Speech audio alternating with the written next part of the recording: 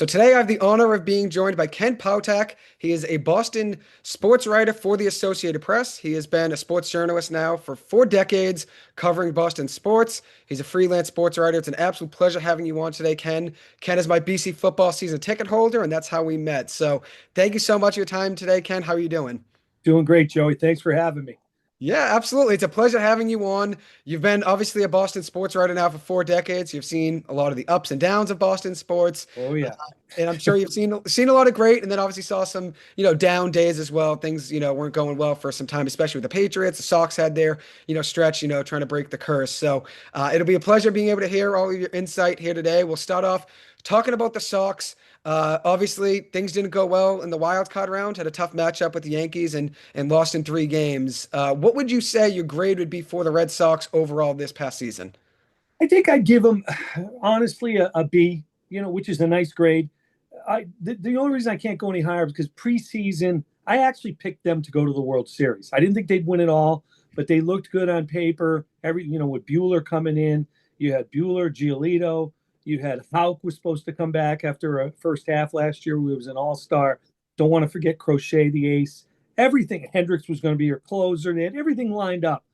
And then all of a sudden they had a lot of injuries. So I'd say a B would be fair. You looked at it. They had the whole Devers drama. They worked through that. They probably didn't have to reach that point where they had to trade him, but both sides were stubborn, and then they had to trade him, get through that. And they just didn't have a lot of power. They were exciting. They were a good baseball team, fun to watch.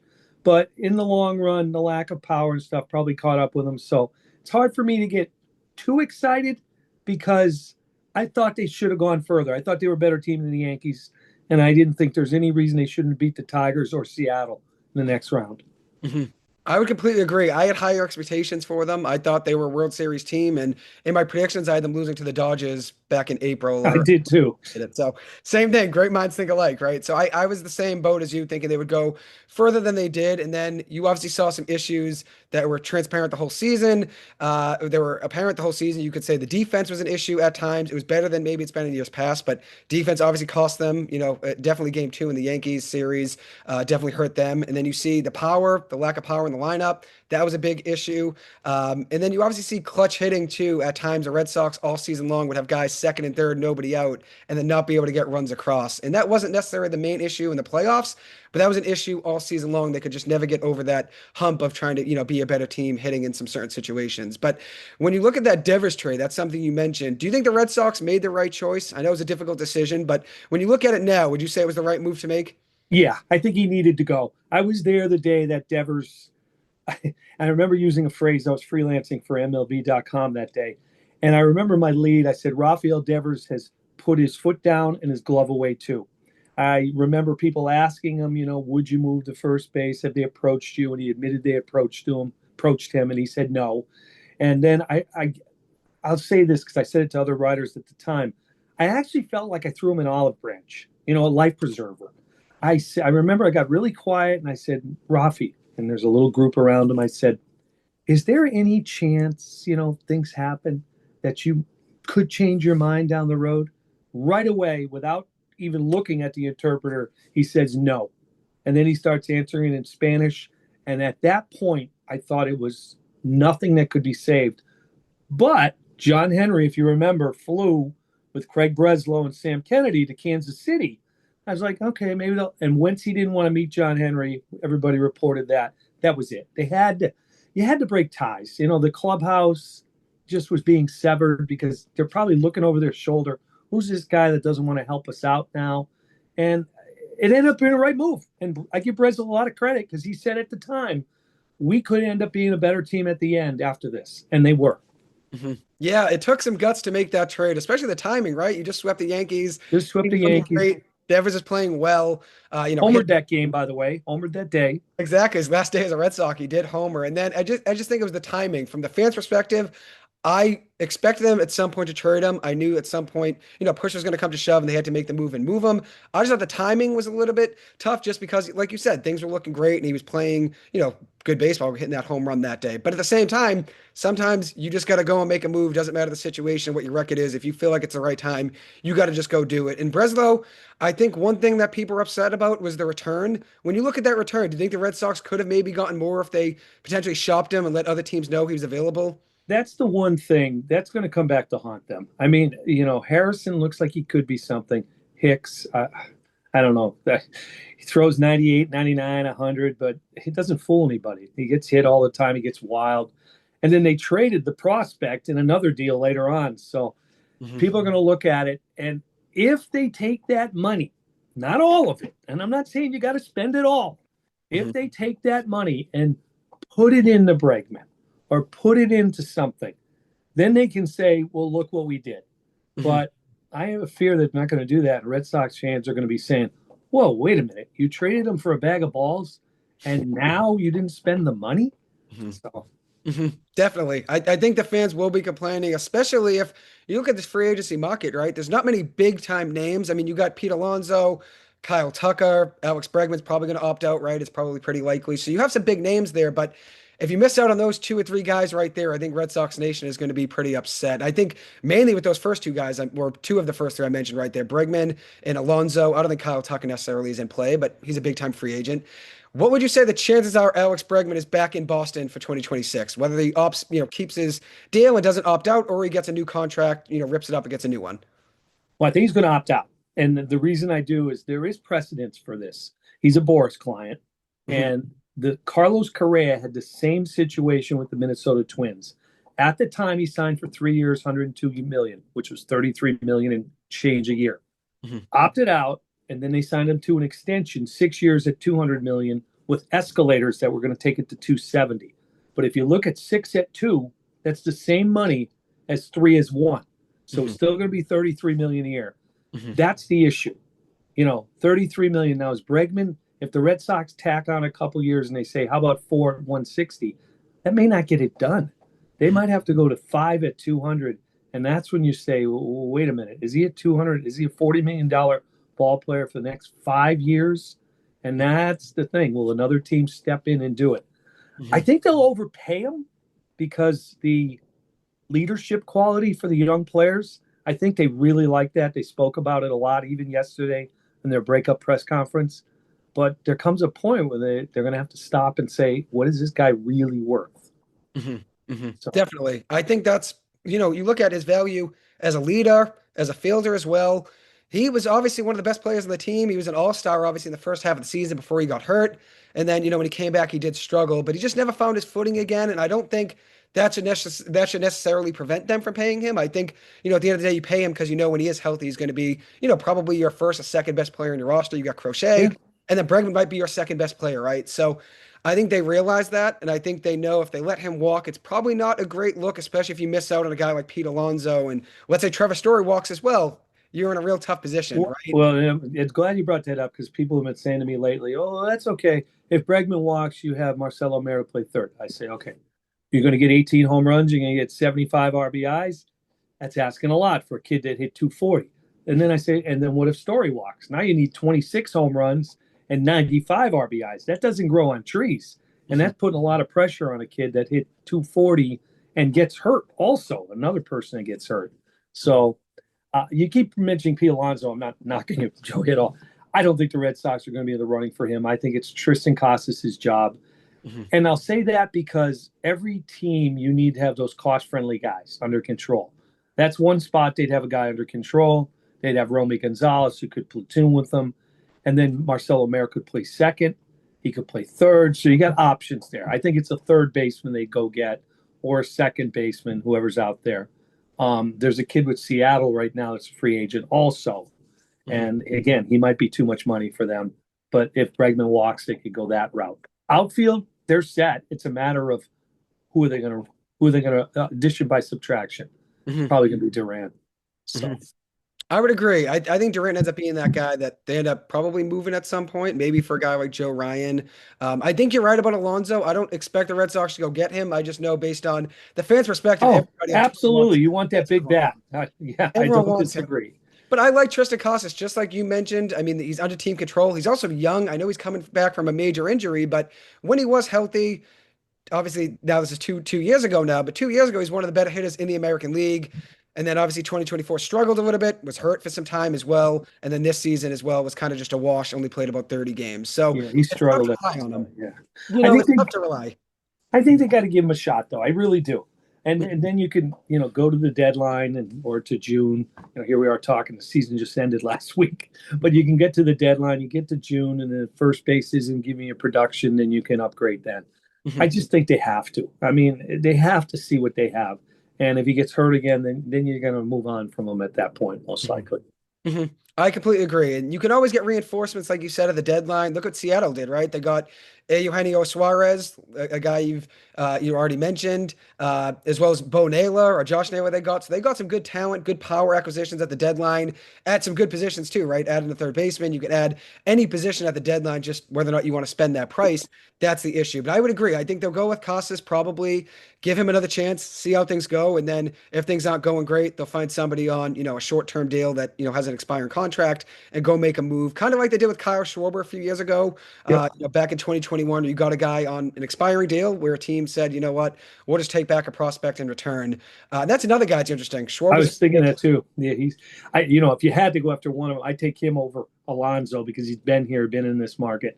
But I Mhm, just don't see the Red Sox spending that kind of money for a DH. I mhm, don't see it. Their outfield is set defensively. They brag about how good their outfield is defensively. There's talk that Kristen Campbell might be their left fielder of the future now. I mean, so there's just no room in the outfield for a guy like Kyle Schwarber. And there's mhm. no room for Yoshida either. So that's part of the problem. That's the So tough thing. That's the tough things, right? They have good amount of depth, and I think at the same time, like you said, Durant could be that odd guy out because I don't think they're going to necessarily roll, into the season next year with Abreu, Rafaela, potentially Campbell, Duran, Anthony. That's a lot of outfielders, and then maybe if they absolutely. brought back Ref Snyder, who knows? So they're going to have a lot of guys to kind of try to rotate in there. So I do think they're probably going to get rid of one or two of those guys. I love Yoshida. He's probably my favorite player on the team, but I expect them to, if they could potentially trade him, try to do that, or potentially, just get rid of him because they want to get some, room on the roster, which is tough. But what do you expect them to do with Yoshida and Duran? I think Duran, you already mentioned, would probably be a trade candidate.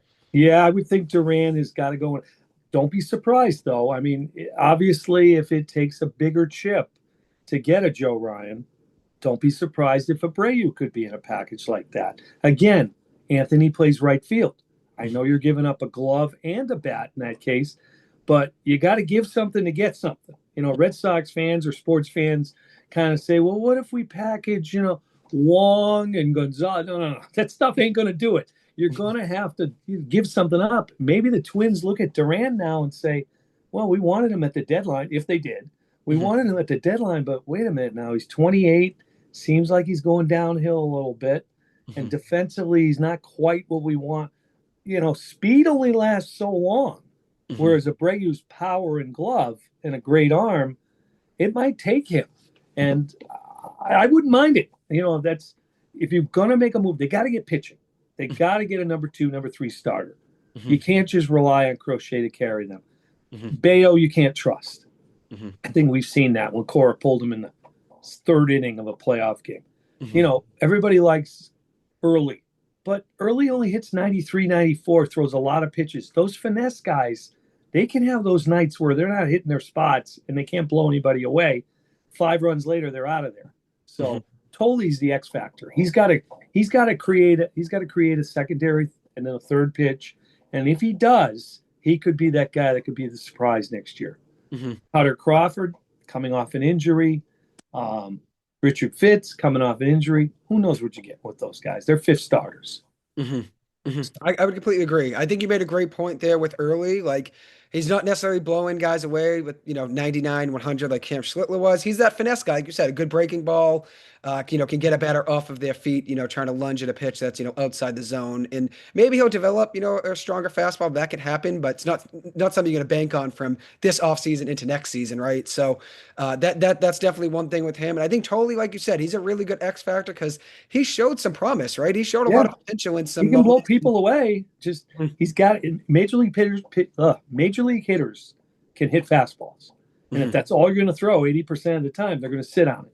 So Mhm. he's got to develop a better slider, maybe a change, and then he could be devastating. hmm I would agree with you. I think he's probably that X factor. I think that's probably the best way to put it, right? Because he could potentially be your number two or three, could also be your five. You don't really know. But I think his ceiling, though, is being potentially that number two or three. If they bring back Giolito, who knows if Giolito's going to put up those same numbers he did, in the probably last 20 starts of the season. He was, one of the better pitchers in baseball. But his first 5 or 6 starts this year, Giolito did, have some struggles. But obviously he showed promise and was great, in that second, probably 2/3 of the season, I would say he was great. What do you think the future is with Giolito? You think he potentially opts out? I know it's a mutual option, so both sides have Yes, to I agree. think I don't see the Red Sox. Remember, he's 31 years old now, and the Red Sox don't like to give lengthy deals to pitchers in their 30s. And I think they got the best out of him. And we're forgetting one more pitcher, that Patrick Sandoval. Yeah. He spent an entire season recovering from Tommy John, just like Giolito did. So now you're going to kind of slide him into that mix. So Mhm. I don't see Giolito coming back. Matter of fact, to me, it's a no brainer. I'd be shocked if they pick up the option with him. Now, if it's a mutual option, it's his choice, like you said.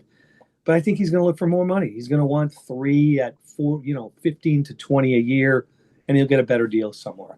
Mhm. Yeah, it's a similar position to what like Nick Pivetta was in last year, where Yes, perfect. it was a qualifying offer, obviously, but he had the opportunity to either come back or leave. Didn't want to pick up that qualifying offer himself, disagreed, obviously, and then left and got some more money and played pretty well for San Diego. And now, who knows if he gets more money in another deal down the line if he puts together another good season. Just like this could be the case with Giolito. He could get, a prove-it deal if the Red Sox were to bring him back and he agreed to that mutual option. But at the same time, I think you're right. Where he's at in his career, 31 years old, I don't think he'd want to do a 1 year, $20 million deal, whatever it is, 19 million. I think he's going to go try to get that 3 years, 35, or probably 3 years, 45 million, 50 million, somewhere around there. And starting pitching, like you said, is so important. Like teams are going to be willing to spend money on him, even though he's 31 and, there's an injury history and he was great for the second, half of the season, the last 2/3 of the season. But, that first month or so, he struggled. But teams will take that risk on him and bank on him hopefully being the player he was towards the end of the season because Somebody always will. exactly, starting pitch is a premium, right? You don't really have, that many guys that can go, especially like he did, late into games, 6, 7 innings. Nowadays, you see guys go 4 1/3, 3 1/3, 5 1/3 at best some nights, right? You don't really see guys go 6 innings or more anymore. So you don't see quality starts from guys every single night. But he was a guy that was pretty consistent for the Red Sox, in that, latter half of the season, which was very important for them, especially considering, they didn't have great pitching heading into the year. We had some depth, but we didn't know who that 2 and 3 was going to be. We thought it would be Tanner Houck, right? And then Right. things went awry with him. And then Bayo could have been that number two, and he was good at times. Bayo, like you said, but you can't necessarily always trust him. And I think Giolito kind of stepped in and was that great number two. But then same thing, you get to the playoffs, you can't rely on him, right? He gets hurt, and that is a big damper on the Red Sox potential, to try to beat the Yankees. So what would you say is the biggest need for the Red Sox, or biggest question mark heading into the offseason? Obviously, you got the Bregman and Story situation, and then you got some holes in the roster, whether or not they want to fill first base, which has been a revolving door, or they want to keep Casas, or getting a number two starter. What would you say is that biggest storyline heading into the offseason? Well, it's funny you say that because on the drive back from New York, I was down there with my recently college graduate son and my daughter. They went down with me. And I said, if you were to pick one and you had to pick one thing, a power hitter or a top of the line starter, what would you take? My son said a power hitter. My daughter said top of the line starter. They said, what do you think? I said, give me time to think about it. And then when I got home, I said, another pitcher. You can manufacture runs in different ways. Sure, it would be frustrating if this team's, eighth in baseball, 10th in baseball, 12th in baseball, whatever, and runs scored. But pitching keeps you in every game. And I think that is the first need, another starter, another proven starter. Dylan Cease is a free agent. There's a few of them on that list. Like we talk about Joe Ryan so much, but there's other people out there. The power side of it is definitely secondary. They need another power bat because they just don't have enough power. That does it come from Casas? Does it come from Anthony? That's asking a lot. The biggest question to me, Bregman, is he back? Is he not? Because if he's not, that opens up a lot of things. Mhm. Even though I think they'd miss Story more than Bregman because of his numbers this year and I thought he was fairly steady at short. He had a little hiccup at the end, like 6 errors in the last 10 games or so. Mhm. I think Marcelo Mayer can play really good shortstop, so that's not an issue. Mhm. But if you lose Bregman, you lost a leader, you lost your third baseman there, and there's not a lot on the market for third baseman. And do you really want to play Marcelo Mayer at third? I mean, he's a proven shortstop. He might be a year or two away if Story's still here. So that's the biggest question, Bregman. Mhm. I would completely agree. I think I'll echo what you just said. I think top of the line pitching is what I would go in that situation as well. Maybe I'm a little biased because in high school I was a pitcher and I've always loved watching pitching. So I'll be a little bit biased with the answer, but I agree with you. If you have great pitching, it can keep you in any game, whether or not your team's hitting or they are hitting. You'll be in games every single night just because you have a guy that can go maybe 6 innings and hold the other team to, 3 runs or less. So I would agree. I think top of the line pitching is important. Like you said with this Red Sox team, they were still top 10 in runs. You just made a good point. They still scored runs even without the power, right? They were top 10 in runs. They were top 10 in stolen bases. So they made up for, being middle of the pack. I think they were 15th at home runs. They made up for that by, stealing bases, getting ahead of the game, playing a little small ball at times. It would be nice to have that power bat in the lineup, and I think they will address that, whether or not it's a big time free agent. I would probably expect that not to be the case. I think what they have right now with Story and Bregman, I think that ends up probably being their priority, trying to figure out what they're going to do with those two guys. And if you're trying to figure out what you're doing with those two guys, other teams are going to be making moves at some of those bigger free agents, right? Schwarber is going to be top of the list, probably for most teams in baseball that are contending right now. They're going to want to get him. Same thing with maybe Alonso. Same thing with Kyle Tucker, right? So if the Red Sox want to take care of the guys they have, like Bregman, like Story, that's probably going to have to be, the top of the line priority because it's easy to bring back a guy that I think you've already had that had some success. Story had success this year. Bregman had success this year at times. I think it's easy to bring those guys back than it is to necessarily get a big free agent who can get, maybe more money, with another club. Who would you say is more likely to be back between the two, Bregman or Story? I'd say Story. I'd say Story. More likely, I'd say Story because he's at the tail end of a deal that pays him very well, and I don't know if he'd want to move right now in his career. Now, Bregman is a Boris guy. I don't know the agent for Story, and if the Red Sox aren't going to hit the average annual value that he was at, is he going to want to take a pay cut? His agent might say to him, "Listen, you're not taking $30 million. I don't care what. We'll find that somewhere else. We'll find 35." Mhm. So I think of the two, I think Bregman is least likely to be back. Hmm. And his comments too, as well, right? He said, it was an honor to put on this uniform, which it was quick to say that. I think, in the post game, right when you lose the game, to say that, I think a lot of people are going to jump to saying he's already gone if he's saying it was. That's how I interpreted it. I figured, okay, that might mean he's gone, but at the same time, that could be, a marketing tactic for himself, right? To try to get more leeway in that deal, right? Because if he opts out, you say that the Red Sox are going to say, oh no, he's going to leave now. Let's try to throw a little more money at him because obviously now he has a negotiating power with that opt out. So I think it could have been one of those tactics as well because he knows the Red Sox probably, if they let him go, the fan base is probably going to be very upset if they don't reallocate that money, going out and getting a guy, Absolutely. like you already mentioned. So I think that could have been a tactic on his end. What did you make of that comment, though, saying it was an honor to put on this jersey? Did you think it was much, or do you think it was just him saying it? I think it was reactionary at the end of a season. I'll say this though, Boris clients are very well versed in what they're doing. I remember the opening press conference down in Fort Myers. I was there, and they asked Boris first of all, why would you take a deal with options? He Mhm. said, well, that's not normally in my playbook, which Mhm. was kind of interesting. And then Bregman was asked the same question. He said, because I have confidence in myself. Mhm. So yeah, I just think Boris guys are so prepared for this. He prepares them so well that I just think it was reactionary. The season ended. It was an honor to put the uniform on. I Mhm. don't think he means he was gone by any means because he knows the business part of it takes over now. Definitely. And he's a veteran that's, been in the career a long time. So he knows, obviously, like you said, the business side of it. And at the same time, he's been and a lot of places winning, right? He's won a lot in his career in Houston, Oh, made the made the playoffs a couple playoffs every times. year. Yeah. Exactly. So he's used to winning, and I think obviously at the same time he's probably a little upset losing a little earlier than he probably did in Houston. Houston made a lot of deep runs with them, and this is one of the more early losses for him in the postseason. So I think that might have been part of it as well. Just frustration with Sure. falling early. Would you say though with this Red Sox team, if he were to leave, right? And same thing with Story. Let's say they both leave. Who Oh, ends up being that leader of the Red Sox? Let's say somehow, some way, both guys are gone. Who ends up being that leader in the clubhouse? Since it seems like those two guys are kind of the guys everybody looks to be that leader in the clubhouse. well, I was going to be a wise guy and say Alex Cora, but but I think at that point, and it's hard to have a pitcher fit that role, but he was pretty close to being a leader as it was. Garrett Crochet. I mean, he'd have to be the leader. If you look around the diamond, they don't have. If just look at the positions, Devers second year, Casas, has been out. Hmm. Duran, who knows if he's back, but even if he is, he's only been around 3-4 years. Hmm. Rafael only a couple of years, Abreu only a couple of years, Anthony a rookie. There is no other leader really.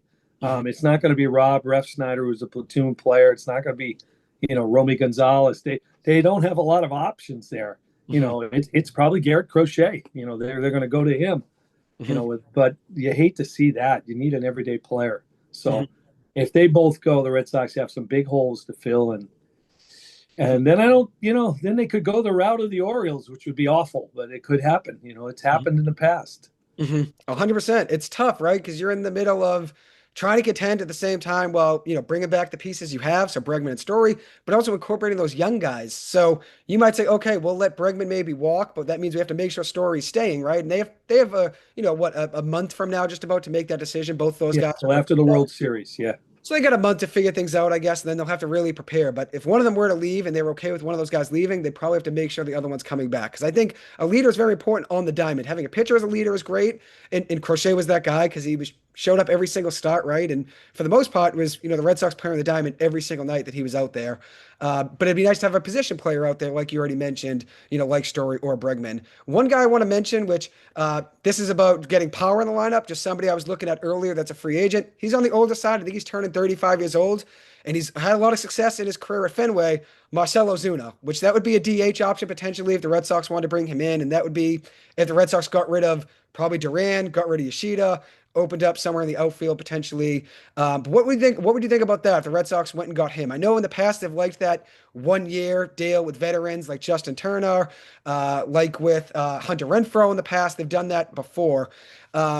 With guys that ended up leaving. I think Hunter Renfroe they traded for, if I remember correctly, but they had those 1 year deals in the past with some veterans. Do you think that could be a potential option for them with this team?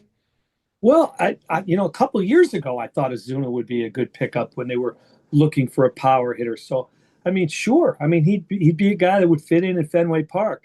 He's had a little checkered past. I mean, I don't know if they'd be comfortable with that, but I think that's enough in the rearview mirror that they can get by that. Mhm. But the problem is you're going to have to flip Yoshida then Mhm. because you got the DH spot kind of tied up there, Mhm. and Massa is he's right now he's a singles hitter. He's not a power hitter, so I Mhm. don't know what kind of value that he would bring to a team. I found it very interesting yesterday that when Craig Breslow was asked that question, he said, Massa is basically a singles hitter. You didn't get a lot out of your DH spot. He said, would you like to see more power? The first thing he said, and it almost sounded like he was selling Yoshida to the rest of baseball. He said, well, no, I'll say he's an outfielder and he can play the outfield and he's played it very well for us. But because of our situation, we used him at DH. Mhm. So the first reaction I had, well, he didn't really play very much out there in the last 2 years. And I Mhm. wouldn't use the words very well for us. He was adequate. Yeah, So you could plug him in and he could, be yeah, a he's not wasn't gonna necessarily a liability, yeah, but he's not gonna butcher fly balls. He knows what he's doing. He's very sound in his techniques and base running and his swing and everything. He's just that type of player.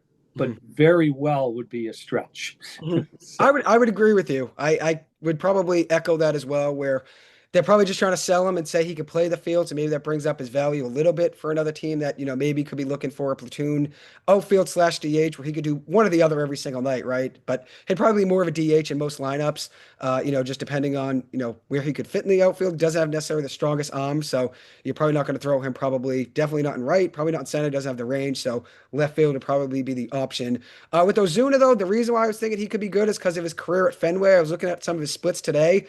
In 24 career games at Fenway, 11 home runs, which is awesome. 318 batting average, 1147 OPS. I know he's getting older now and he's 35 years old, so it'd be gambling on him trying to keep up some production. He had kind of a down year this year, only hitting 230 with 21 home runs, with a 232 batting average. So it would be probably gambling on him, but the Red Sox have done this in the past. Hunter Renfroe being one of them, Adam Duvall being another one. Kyle Schwarber was a trade, but a guy on a 1 year deal, they went and got just to try to add some power to the lineup. They've done that a lot, just adding 1 year guys that maybe could boast the lineup. So I think he could be a guy they could go get. But 35 years old, probably a little concerning, I would say, probably, right, in their eyes. Well, if the numbers are right, they'll sign him to a 1 or 2 year deal if he wants to, keep his career going. Quick Ozuna note and Adam Duvall, they're part of a trivia question, by the way. I'll throw at you right now if you don't mind. Hear it, yeah. Name the only two players in Major League history that have had three homer games in consecutive games. It's Duvall and Ozuna during the COVID season. I was at the second one, and interestingly enough, the only other two players to do it on consecutive days were Babe Ruth and Lou Gehrig, but one of them happened in the second game of a doubleheader the second day.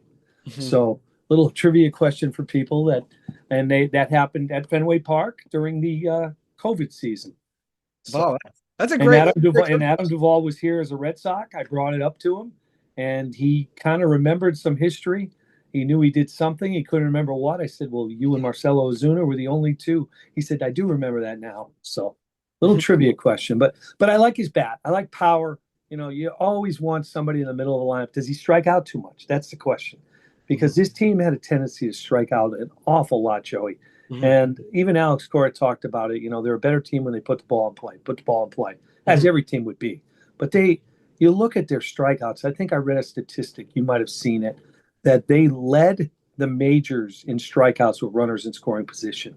You're not going to win a lot of games that way. I mean, you got to put the ball in play. And you think about what they did late in the season. There was a game, runner on third, instead of sending up Rafaela, they sent out Nick Sogard because they knew he could put his bat on the ball. He hits a ground ball the first, they win the game. So, that's what it comes down to a lot. You'll see that in a lot of postseason games. Teams will butcher plays, the pressure late in the game. So I know I blabbed a little bit there, but go ahead. Sorry. No, I completely agree. I think you made a great point. Putting the bat to the ball is important, especially in my eyes. I know today's baseball is a lot of time about power, from the batting standpoint, and then from the pitcher standpoint, it's about throwing, gas 100 miles an hour and trying to locate it. I think that's, kind of what the storyline of baseball is nowadays, with guys are trying to go get guys that throw gas, and the guys can hit 30, 40 home runs. But I think there is value to putting the bat and the ball in play. Bat to ball is important in my eyes, and I could see some importance in that as well. Like you said, Nick Sogard's a guy that isn't necessarily going to be the star player, but he could be that guy that puts the bat in the ball, just like Yoshida. Doesn't swing and miss much. He was a 6%. I think whiff rate in September, if I remember correctly, which was second best in baseball besides Luis Ariz. So he puts the bat on the ball. That's very important in my eyes. And I know from a DH's standpoint, you want a guy that's going to hit 30 or 40 home runs. But at the same time, there are nights you just need a sac fly, a guy that can put the bat to the ball. And you might not need a guy that's going to hit a home run. Or as Cora said yesterday, you got a runner on second. You hit a ground ball to second. It's not a hit, but it's as good as a hit because you're moving the runner to third. And boy, you brought up Yoshida. He was sizzling late in the season. He was by far their best hitter. He was red hot, and unfortunately, didn't have a lot around him. That was the problem. So. Yeah, that was a tough thing, right? Is he put the bat in play and always gave the Red Sox a chance to score some runs when he was up, especially those last 12 games. He hit 333, 837 OPS, and it was not his whip percentage, but his strikeout percentage was only 6%, 6.5% in September in that last month of the season, which was second best in baseball. And that was kind of what the Red Sox needed, especially with Bregman struggling, right? They needed a guy that could put the ball in play, which Bregman's done that a lot in his career. He's good at getting the ball in play, but when he came back from that injury, he just wasn't necessarily the exact same. So it's good to see, Yoshida get, his importance back in the lineup. And I can tell, obviously, in the playoffs as well, that Cora trusted him in some situations, putting him in, especially when that game one had the big hit, 2-run single, which was a big opportunity. Would you expect him though? The way things stand right now, it's October 7th, but would you expect him to be gone probably? I Yoshida? actually, I think he's actually going to be back, and the reason I say it is you got to find a partner willing to take him, and I don't think John Henry wants to keep paying for people. Look at the Devers deal. There's an example right there. They needed a team that was going to pick up everything. Mhm. San Francisco said, "We'll do it," and they took less to get him back. There Mhm. were rumors out there that they had other offers, but the Red Sox are going to have to pick up part of it. And I just think that they'll bring him back because he's a major league bat, that's for sure. Mhm. And I just think coming off of not playing a lot last year, maybe a full season playing a little more, DHing, he'll be more comfortable in that role. You'll see a little bit more power. Maybe you'll see him go the other way off the wall a little bit more. But I Mhm. think the biggest reason is you got to find that partner willing to pick up the contract. And I don't think they're going to find anybody willing to do it. Hmm. I would completely agree. It's a lot of money. I think he's at 55 million, with 3 years left on his deal. And to some degree, it's not a lot if he's healthy and he's hitting 300 every day and he has, 75, 80 RBIs. But if he's playing half the season, battling injuries, really taking some time to kind of gear up, which it took him, till about the last month of the season to try to Sure. get back into, full form. Obviously, his value is less when you consider if he's injured. But if he's healthy, like I think he could be a very valuable bat, and I could see that you would agree as well. But Ken, I don't want to take up too much of your time. I have a couple more questions for you Sure. Fire uh, away. about sports writing and being a journalist now for 4 decades. How awesome has it been being able to be a part of Boston sports over the last 4 decades? And what would be your favorite moment as well, being a sports journalist? I get asked that. I get asked those questions a lot. So I mean, I used to do some speaking at a class in LaSalle, in Newton. But Mhm. how has it been? The industry has changed a lot. It's not what it was. There's, used to be more, watching the game. Now it's people worrying about tweeting and getting the funny line out there quickly. And I think following the game for the game itself has gone away a little bit. People don't even keep score and box scores, a lot of them, and watching the game. And I just love keeping score. But getting back to my favorite moments, there was one that lasted forever until 2013.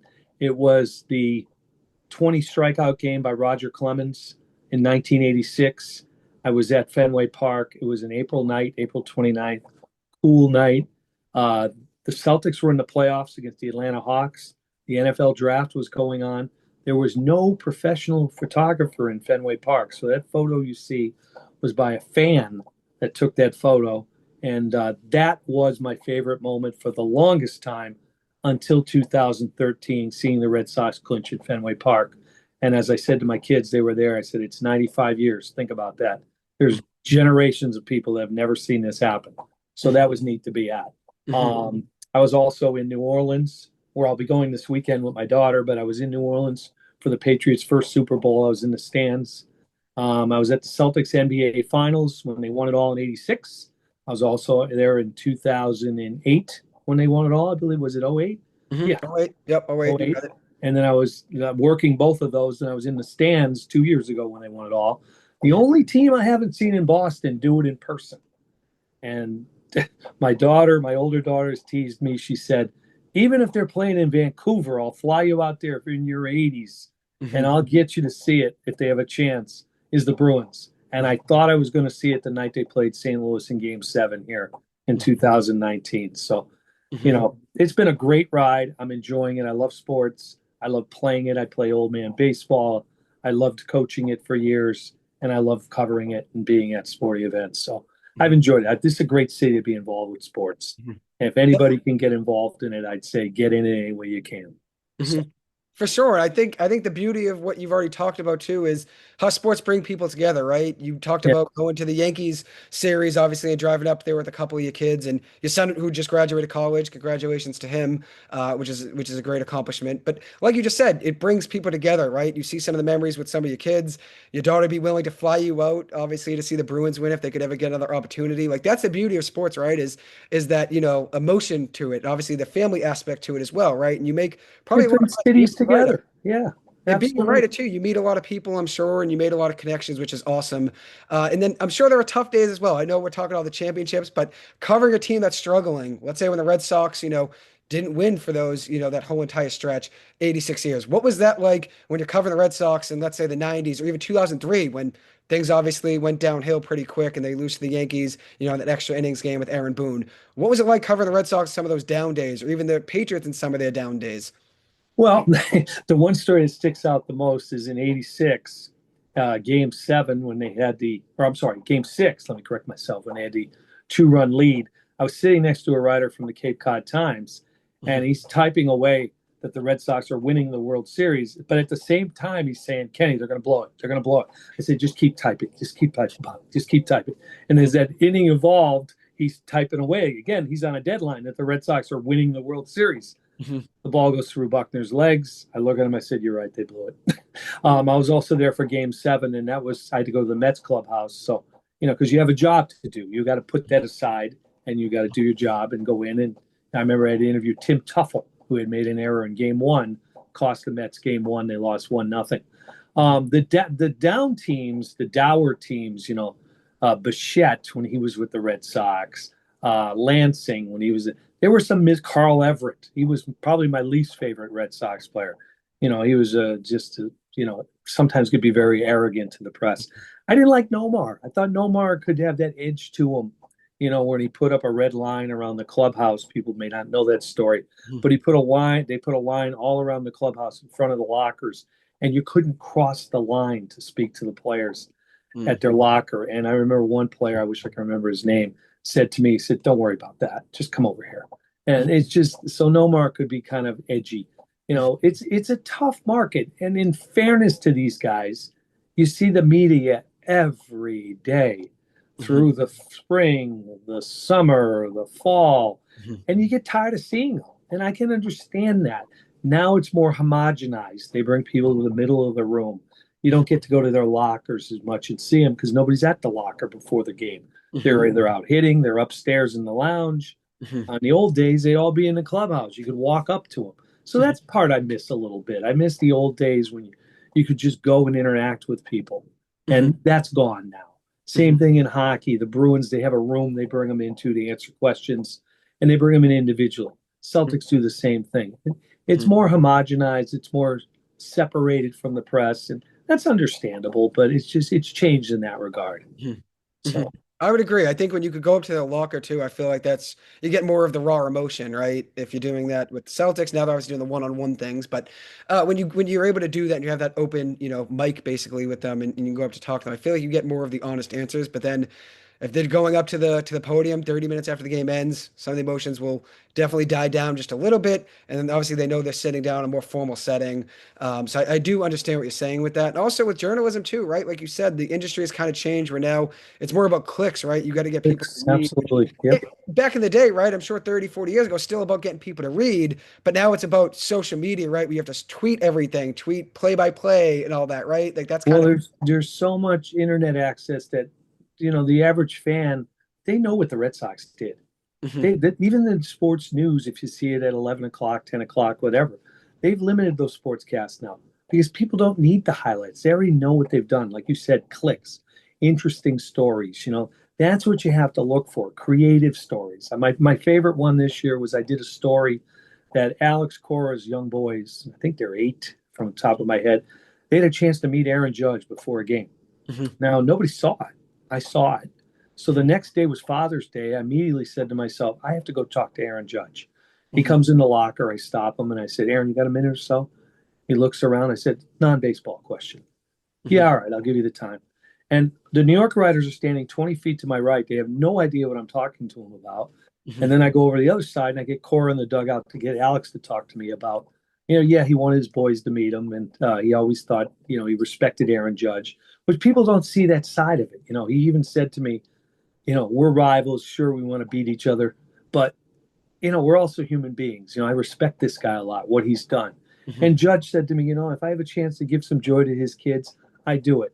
And he said, "I'm a father now. I can respect that." So it made for a fun story.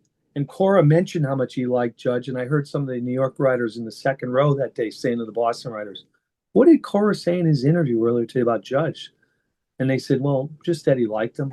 But the story had just moved on the wire during the game. So I'm sure they saw that I Hmm. had both Cora and Judge. So it was something unique. And Hmm. that's what you have to look for now.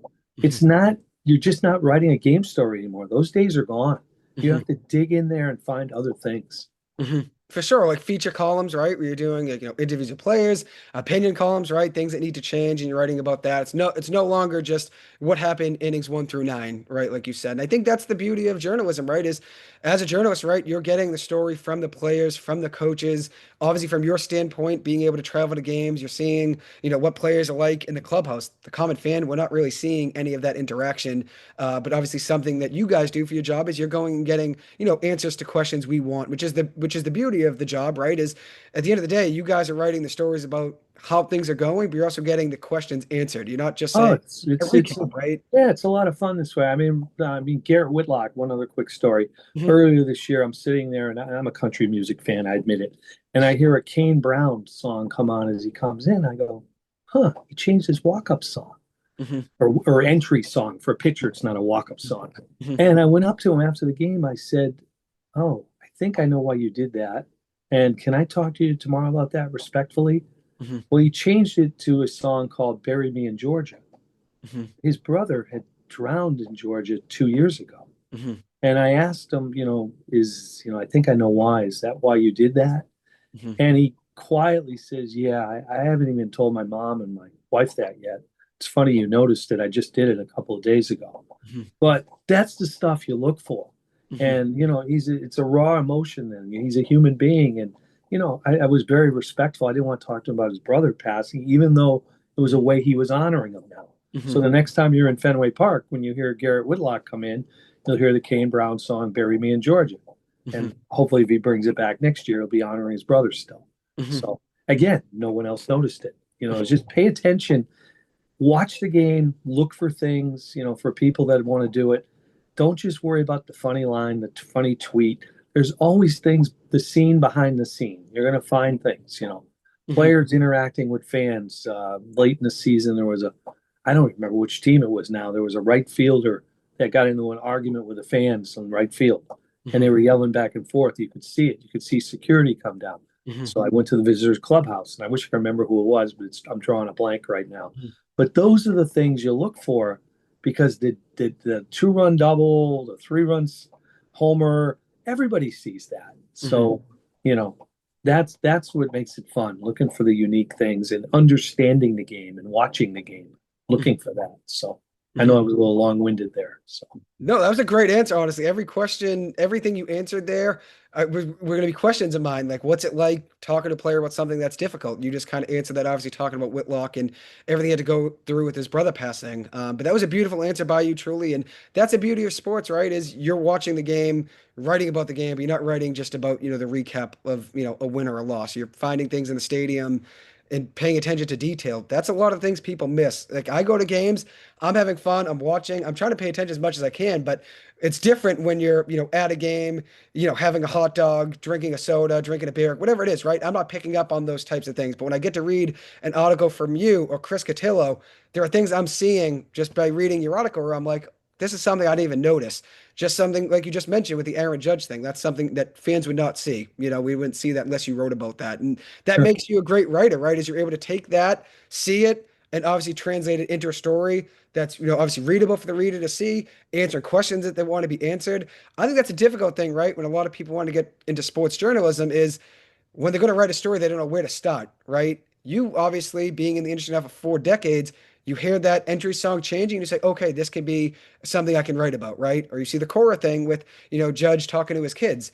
That's the great thing about being in the industry for 4 decades is you're so polished and so experienced, right? That now you see anything and I could kind of make a story and make something very interesting, that the fan would want to hear out of basically anything. That's the beauty of being a writer is you're very successful at doing that, truly.